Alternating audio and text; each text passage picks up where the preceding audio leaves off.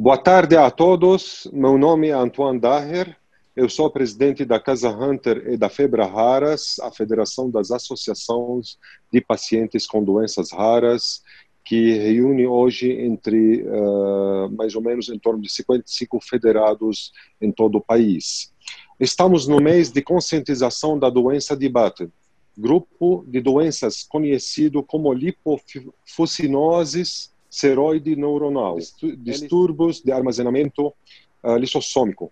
Então, ela faz parte do grupo das doenças lissossômicas, onde acumula, né, que a gente chama ele de tipo glicosaminoglucanos, ou acumula, o Dr. Alexandre vai explicar melhor, um tipo de lixo corporal, vamos dizer assim, dentro da célula do sistema nervoso, e leva à degeneração total das células. Então, de forma simplificada, o paciente, a criança, já nasce com alguma deficiência para produzir um tipo específico de enzima. Para falar sobre este tema, vamos bater um papo com o neurologista infantil Alexandre Fernandes, professor da Universidade Federal Fluminense, e com Rejane Machado, presidente da ANPB, Associação de Ampique e Batten Brasil. Sejam bem-vindos. Vou começar com o Dr. Alexandre. O senhor poderia explicar o que é a doença de Batten e quais danos ela causa no organismo? Olá, Antoine. Muito obrigado pelo convite. É uma honra estar aqui diante da Casa Hunter e de vocês para explicar um pouquinho sobre uma doença rara e, ao mesmo tempo, tão esquecida, né, de todos nós, né? A doença de Batten, ou as lipofucinoses, na verdade, são um grupo de doenças que se caracterizam pelo acúmulo, como você mesmo falou, de uma determinada substância dentro dos lisossomos de várias células do nosso organismo, do organismo dos pacientes. Então, o que acontece é que essas são doenças genéticas, mas não são doenças necessariamente hereditárias. Significa que o pai não tem que ter, ou a mãe não tem que ter, são doenças recessivas, ou seja, tem uma alteração do genoma do pai e da mãe, são dois genes recessivos, que ao faltar naquela criança, né, fazem com que uma determinada enzima não seja produzida, e a função de limpeza da célula, que é o que o lisossomo faz, o lisossomo limpa os produtos de degradação do metabolismo das células. Como ele tem essa enzima deficiente, essa limpeza das células fica defeituosa e acumula dentro desses lisossomos uma série de substâncias. No caso da doença de Batten, lipofuxinas, que são glicolipídios, são gorduras combinadas com açúcares. E esses depósitos nos lisossomos, progressivamente, vão fazendo com que essa célula vá perdendo a sua função. Eu sou um neurologista pediátrico, então, como vocês devem prever, uma das células que mais sofre com isso são os neurônios, são as células do cérebro, são as células nervosas. Então, a destruição dessas células nervosas faz com que essas pessoas fiquem perdendo suas funções motoras, funções cognitivas. Esses neurônios doentes acabam gerando eletricidade de forma normal, e aí, então, esses pacientes podem ter também epilepsia ou crises convulsivas. Ótimo, doutor. E no caso específico da CLN2, um dos 14 tipos deste grupo de doenças, né? Então, são bastante tipos, né? O senhor poderia nos explicar melhor o que acontece no CLN2 especificamente? Então, na CLN2, na lipofucinose neuronal seroide do tipo 2, a deficiência, a enzima que falta chama-se tripeptilpeptidase, ou TPP1.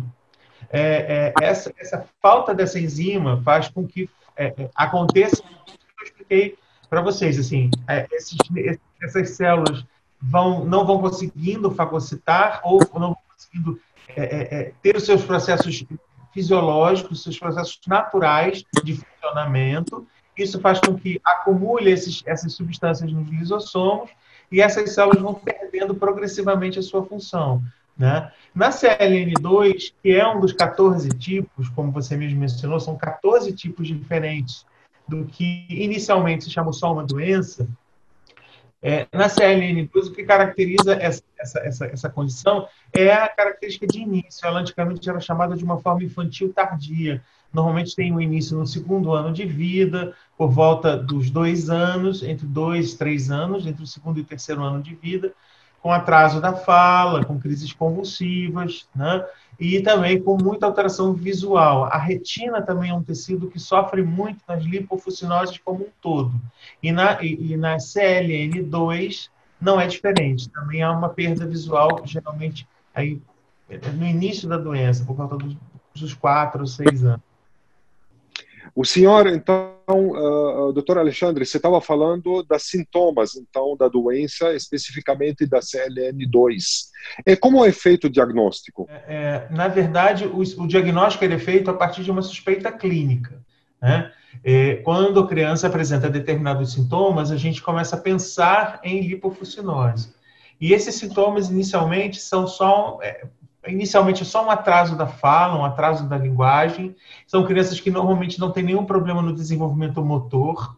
Elas engatinham no tempo certo, elas sentam no tempo certo, elas andam no tempo certo, mas começa a ter um atraso de fala. E esse atraso de fala, muitas vezes, ele é subvalorizado, porque existem tantas causas para atraso de fala, né?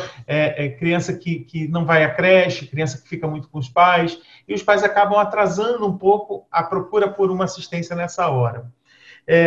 Ou até mesmo os pediatras, geralmente, não valorizam tanto esse sintoma. Mas aí surgem, então, as convulsões, que inicialmente são convulsões como convulsões comuns. Não há nenhum indício nas primeiras crises de que vai se tratar de uma epilepsia muito grave. À medida que a doença progride e piora, na verdade, vão surgindo crises de difícil controle, ou seja, crises que precisam de mais de uma ou duas medicações para controlar. Às vezes, mesmo assim, o controle das crises é só parcial. E à medida que as crises vão piorando, ou seja, isso é um indício de que mais células neuronais vão sendo degeneradas, vão sendo perdidas. E à medida que as crises vão piorando, vão surgindo os sintomas motores. O principal sintoma motor inicial é a ataxia. Ataxia é um nome feio que os médicos dão para quando a criança tem incoordenação motora. Ou seja, quando ela não consegue segurar um objeto, segurar um lápis, ela deixa cair as coisas da mão, ela fica muito incoordenada, o andar dela fica cambaleante. Então, esse talvez seja o primeiro sintoma motor. E à medida que ela vai piorando, que a doença vai progredindo, esse sintoma vai sendo substituído, então, por uma perda do movimento, espasticidade, perda progressiva da capacidade de se comunicar no estado vegetativo, né? Ou seja, são sintomas muito graves e com uma evolução muito rápida. Então, a presença desses sintomas deve fazer a gente pensar na doença de Batten, né?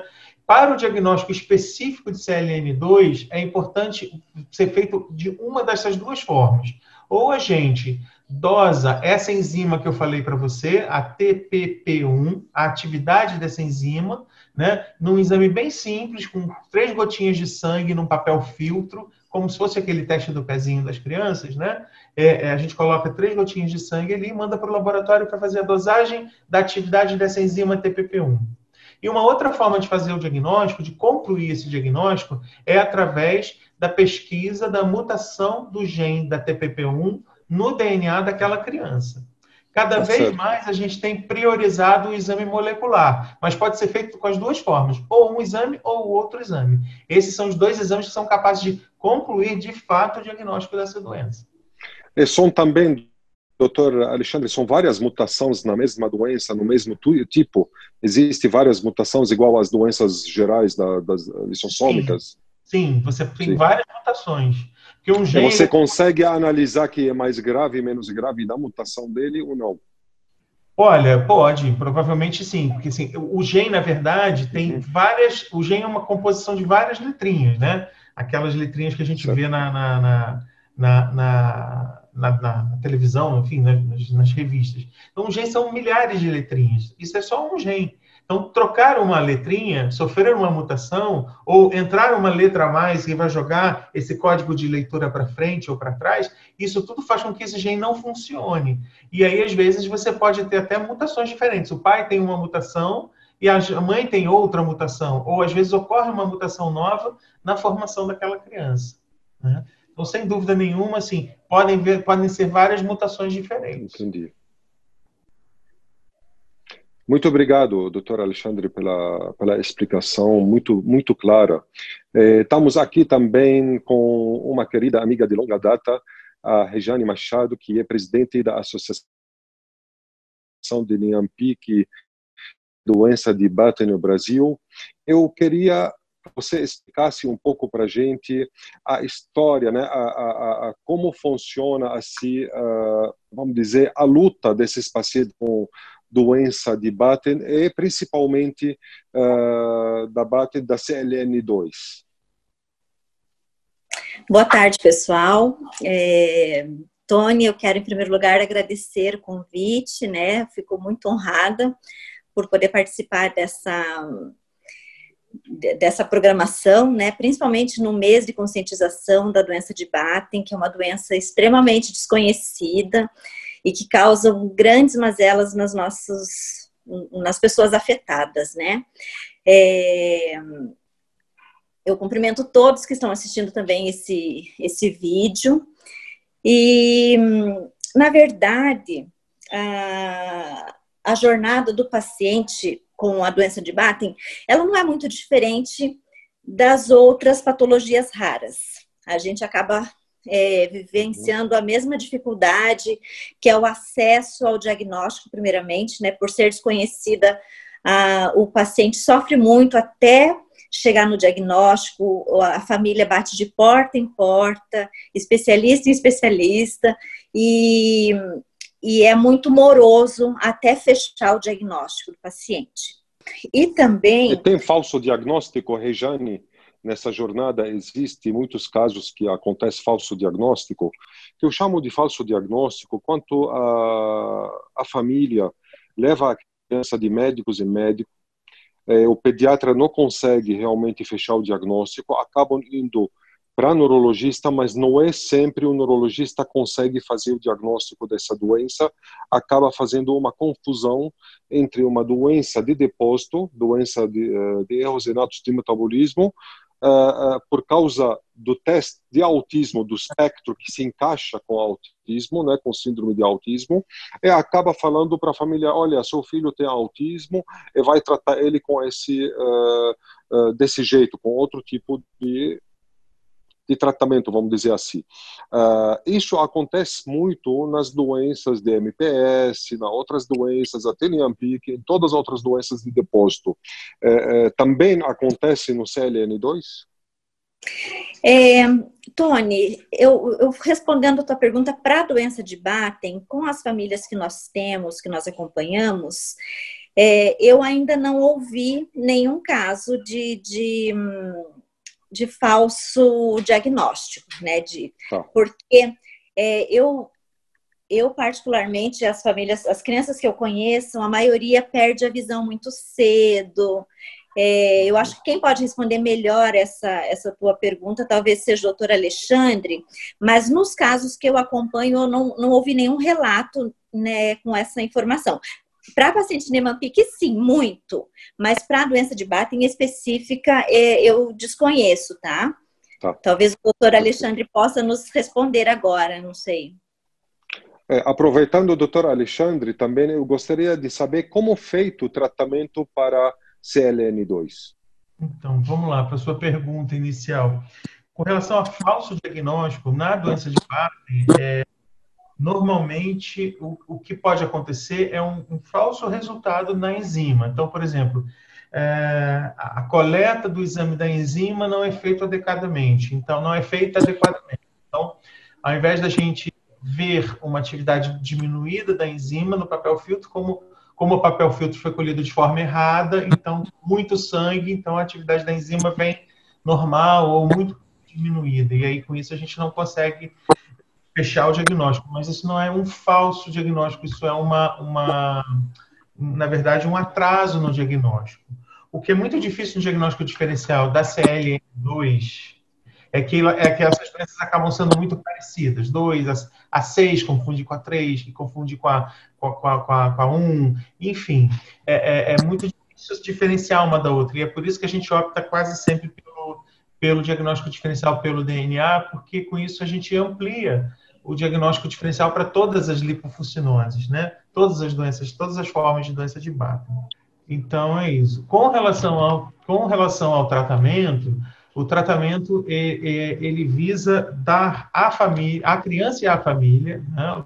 A gente tem que pensar no tratamento não só da criança, essa criança está inserida num contexto familiar, é uma doença muito, muito grave, que impacta muito forte na família, no cuidador dela, e aí a gente está, o cuidador dessa criança, 99% das vezes, são os pais, o pai, a mãe, às vezes o pai, a mãe e a rede daquela família, né, os avós, enfim. A gente tem que pensar no impacto sobre a qualidade de vida dessas crianças. Ele é um tratamento interdisciplinar, ele envolve não só um médico, mas uma equipe de médicos. Então, ele envolve o pediatra, o neuropediatra, o geneticista, muitas vezes o ortopedista, envolve o nutricionista, envolve a psicóloga, envolve fisioterapeuta, fisioterapia motora e respiratória, isso é muito importante, né? Essas crianças vão ficando cada vez mais restritas ao leito e isso vai piorando bastante a condição clínica delas.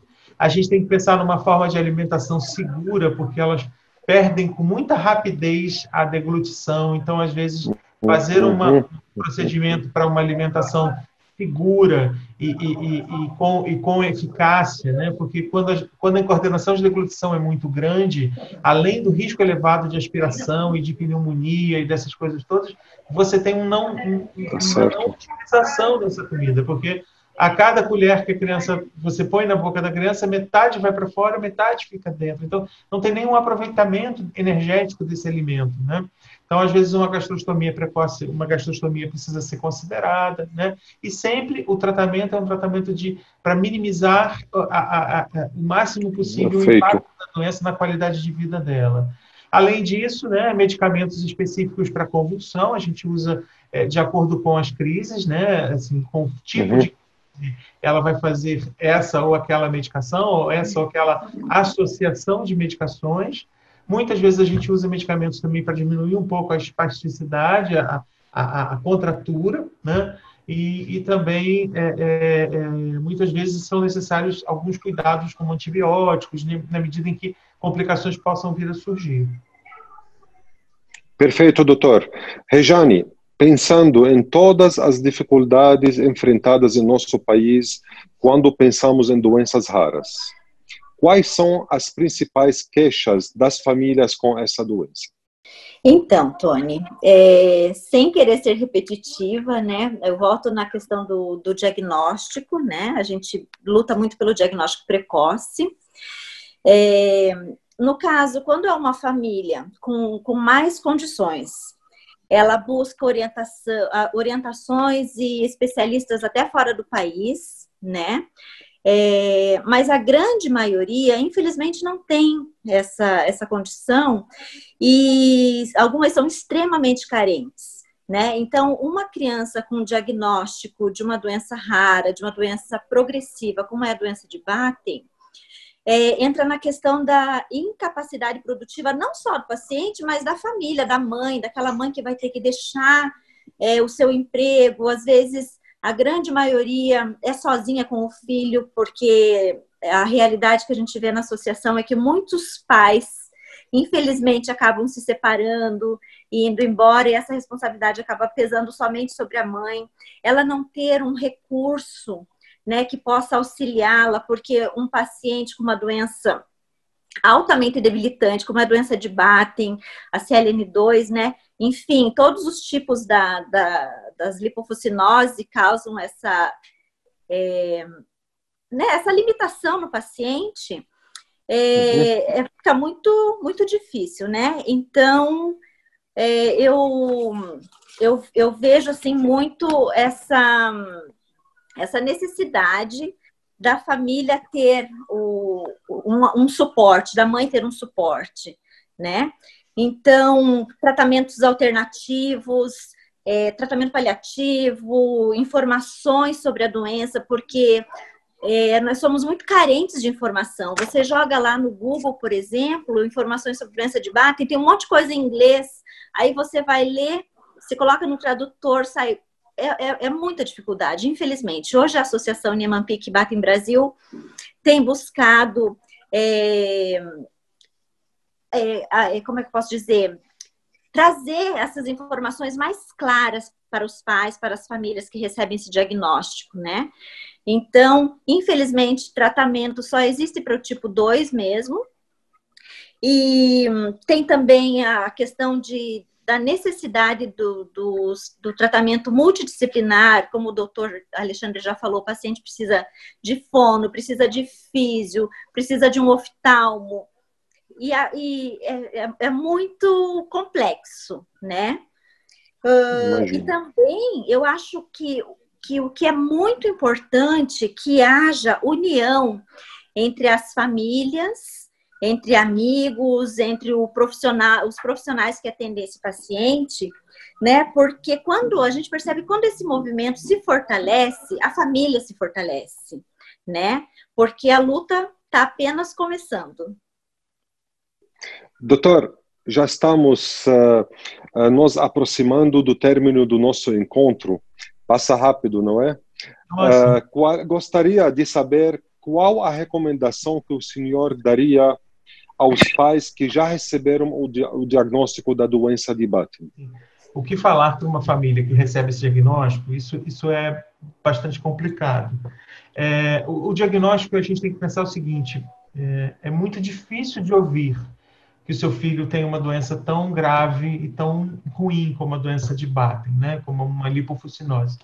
Mas também é muito difícil falar isso, né? Assim, os dois lados dessa relação são complicados, né? Ser o receptor dessa notícia, sem dúvida, é infinitamente pior. Mas ser o emissor da notícia também, acredita em mim, não é nada confortável. É bastante chato, né? O que eu costumo dizer para essas famílias é que, na verdade, apesar da gente saber qual é a mutação, qual é o grau de deficiência ou de atividade da enzima daquele paciente, daquele filho dele, né, ou daquela filha, é muito importante deixar claro para ele que eu nunca vi um igual ao outro, independente de ter a mesma mutação ou o mesmo grau de deficiência. Cada paciente evolui de um jeito diferente, a gente não tem como prever como cada um vai evoluir, né? Mas o que eu acho que essas famílias têm que ficar bem claras é que elas não estão sozinhas, né? Elas têm do lado delas assim uma equipe de profissionais de saúde, uma equipe que eu tinha até esquecido de mencionar. Obrigado, Rejane, por ter mencionado a fono. Eu tinha esquecido a fono na minha fala. Assim, a gente tem uma equipe multidisciplinar que está com ela e que vai estar com ela a família, né? Com essa família junto à medida que essa doença for se desenvolvendo. Novos tratamentos estão surgindo, já existe reposição enzimática, por exemplo, para uma lipofucinose, para a CLN2, já existe um tratamento de reposição de enzima. Esses tratamentos caminham muito rapidamente, né? Doenças antes pensáveis, incuráveis ou intratáveis, 10 anos atrás, hoje em dia a gente já tem até terapia gênica, a gente já tem até terapias muito avançadas, né? Então, assim, na verdade, não necessariamente o filho dele vai parar de andar com 4 anos, vai deixar de falar. Então, isso é um caminhar que é muito individualizado, cada paciente tem a sua maneira de apresentar ou de evoluir ou de apresentar essa doença. E o mais importante é se sentirem acolhidos, então estarem juntos com a equipe, né? E eu geralmente referencio para a associação de pais.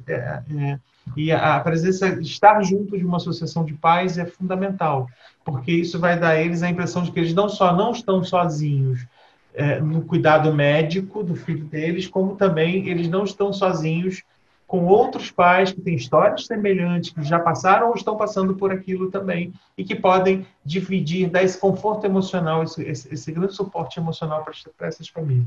Eu costumo fazer isso não só com CLN ou com doença de Batten, mas com todas as doenças raras, vamos dizer assim, né? Eu acho que é importante elas estarem juntas em si.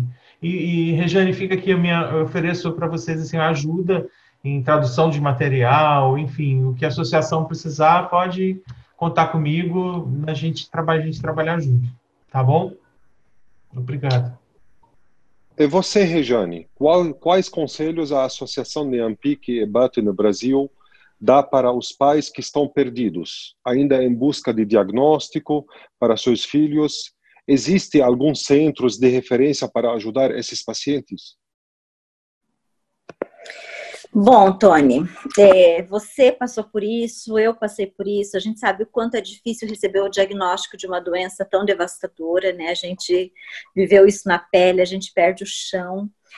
E o conselho que eu dou para esses pais é que busquem um grupo de apoio, seja uma associação de pacientes. Nós temos a Febra Raras, que está de portas abertas, né, para todas as patologias. Então, a gente realmente fica muito perdido. O próprio doutor Alexandre falou que as famílias se sentem sozinhas. Eu me senti sozinha, eu aposto que você se sentiu sozinho. Mas nós não estamos sozinhos, né? Eu acho que a gente tem que, por mais grave que seja o diagnóstico, por mais doloroso que seja, porque, óbvio, você quer que o seu filho seja o mais inteligente, o mais bonito, né? Só que a gente precisa aceitar. Eu acho que essa questão da aceitação é fundamental. Eu sei que não é fácil, né? Não é fácil você aceitar que o teu filho hoje caminha e daqui a alguns meses ou alguns anos ele vai parar de andar. A gente sabe o quão doloroso isso é, mas não podemos perder a esperança. As famílias não estão sozinhas, existem grandes associações sérias, com muito amor para oferecer para essas famílias, acolhendo essas famílias. Acaba que a gente se torna uma grande família, não é verdade? E assim, buscar centros de referência de doenças raras. Existem vários, né? A gente conhece aqui em Curitiba, né? Tem o Hospital Pequeno Príncipe, temos em Porto Alegre. Enfim, são vários centros de referência de doenças raras. A gente precisa buscar o máximo de informação, de orientação, enfim, nesse centro de referência. E também a importância de você estar inserido numa associação é que quando acontece, por exemplo, qualquer ação voltada para doenças raras, seja uma caminhada, seja um encontro de família, seja um simpósio, aquilo serve de referência para aquela família, né? Você vê tantas pessoas envolvidas, engajadas, e fala, poxa vida, eu não estou sozinha, tem alguém lutando por mim. Não é a Rejane lutando pela Alexia ou o Tony lutando pelo Anthony. Não, nós somos existe uma instituição séria que está lutando pelo teu direito, pelo direito do teu filho. Então, esse é o recado que eu deixo para as famílias, para que elas busquem apoio num grupo, né? Num grupo, principalmente na região que ela mora, né? Para facilitar, enfim. É isso. E nós sabemos, Rejane, quanto você luta e lutou para cada família como se fosse sua família, para cada paciente como se fosse seu filho ou sua filha. Esse é o espírito de todas as associações federadas a Febra Raras. Então, nós vamos pedir para todos que têm alguma dificuldade de ter acesso a um tratamento, a um médico, que consulta a NPB, que consulta a Casa Hunter, que consulta a Febra Raras, e nós vamos orientar qual é o melhor caminho, menos complicado, né, para poder ter qualidade de vida e melhorar a qualidade de vida. E como o Dr. Alexandre falou, existe hoje terapia de reposição enzimática, isso é um caminho bom. Quem sabe amanhã a terapia gênica está avançando muito rápido. Então o desespero e o pânico, eu sei que é difícil falar, mas eu passei por tudo isso. Nós temos que lutar acreditando que vamos conseguir e juntos nós vamos conseguir. Tento pessoas raras, não é só na doença, pessoas raras como o Dr. Alexandre, como a Rejane, como todos que lutam junto com essas famílias para melhorar a qualidade de vida de todos eles. Esses fazem a diferença. Conte conosco sempre. Eu gostaria de agradecer muito por essa tarde maravilhosa com o Dr. Alexandre, com a Rejane.